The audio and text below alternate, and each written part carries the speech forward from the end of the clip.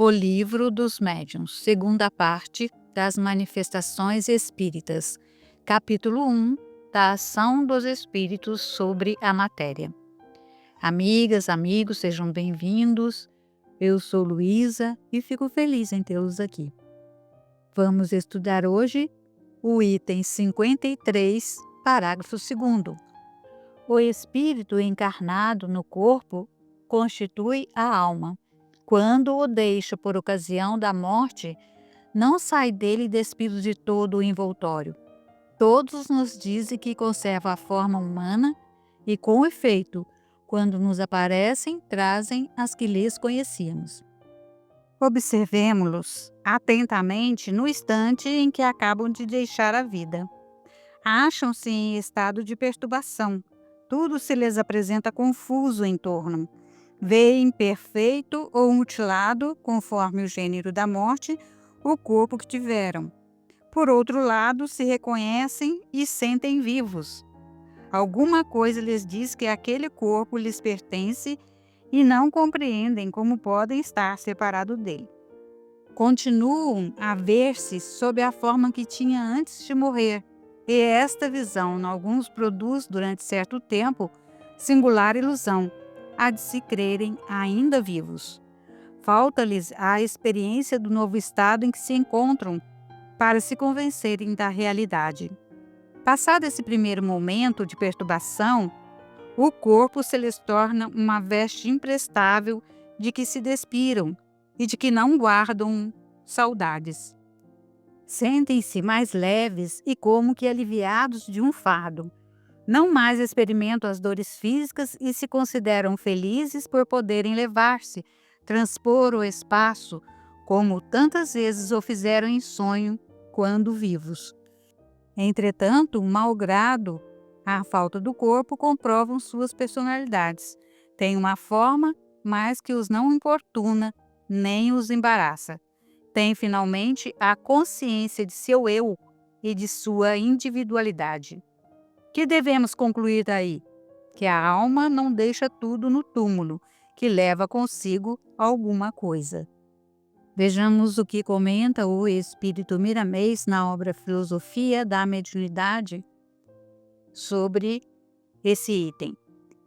Se pensares bem, ao reveres o percurso da vida física, reconhecerás quantas vezes experimentastes a morte. O sono é o prefácio da desencarnação e a viagem astral, que é mais concreta pelas suas manifestações, ainda muito rara na Terra, é o passeio consciente nos planos espirituais.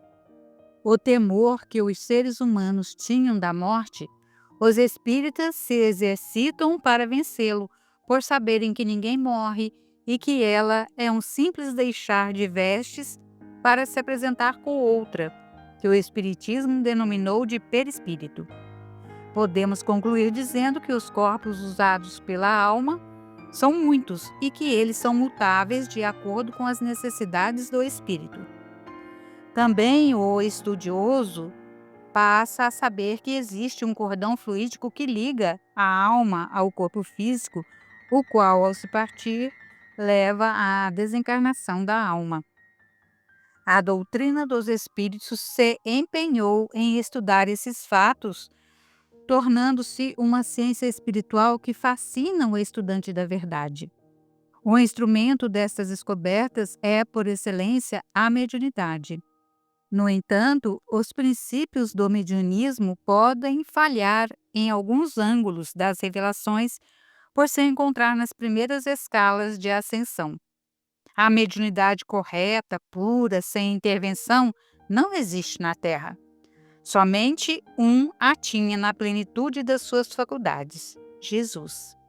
Nós outros, espíritos encarnados e desencarnados, estamos em trabalho para que isso aconteça em nós e por nós. A perfeição é somente para espíritos puros, na qualidade de anjos liriais. O espírito, ao deixar seu fardo físico, comumente entra em estado de perturbação espiritual por sair de um estado envolvido na matéria, para o estado de espírito mais livre. O estudo da doutrina dos espíritos vem como amparo para os estudantes, dando-lhes notícias do que pode ocorrer depois do túmulo, mostrando que o preparo pode começar nos liames da carne e se ganhando tempo para o despertamento no mundo espiritual. Não podemos balizar os acontecimentos que se processam em uma desencarnação, porque cada uma é diferente da outra no que tange aos processos de desligamento da alma do seu envoltório físico. O intercâmbio mediúnico te oferece dados para que possas preparar durante a vida o momento da desencarnação. Convém que o espírita, e principalmente ele, estude, medite e trabalhe no bem comum, para que tenha no fim da vida física uma libertação mais suave e mais proveitosa. O espiritismo é um sustentáculo para a alegria só em saber que a vida continua depois da morte do corpo. É uma claridade que cria coragem para viver e melhorar. Quando o espírito passa a se ver da mesma forma que tinha antes, reconhece logo que o corpo é que toma a forma da matriz fluídica e sente-se mais leve, com grandes esperanças, porque não morreu, reconhecendo ser esse temor infundado. A mentira do materialista morre. Ela é que morreu diante da verdade desfraudada pelo Cristo e comprovada no terceiro dia da sua libertação.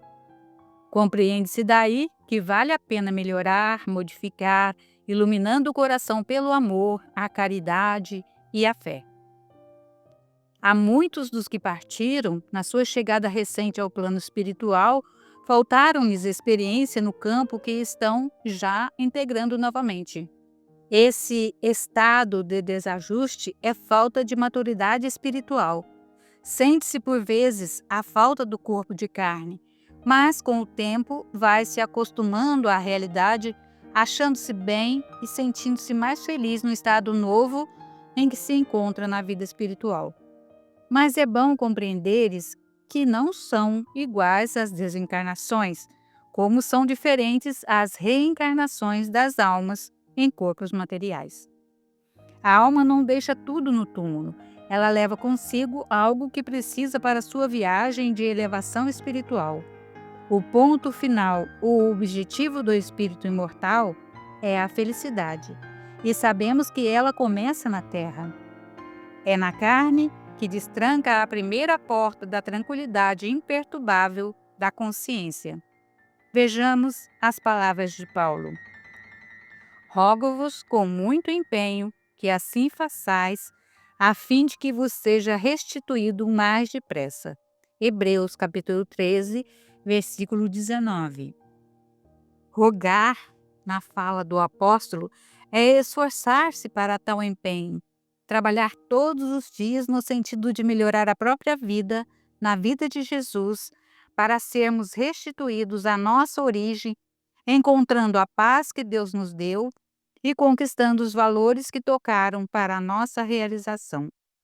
O trânsito de uma vida para outra é a experiência de luz que nos ilumina.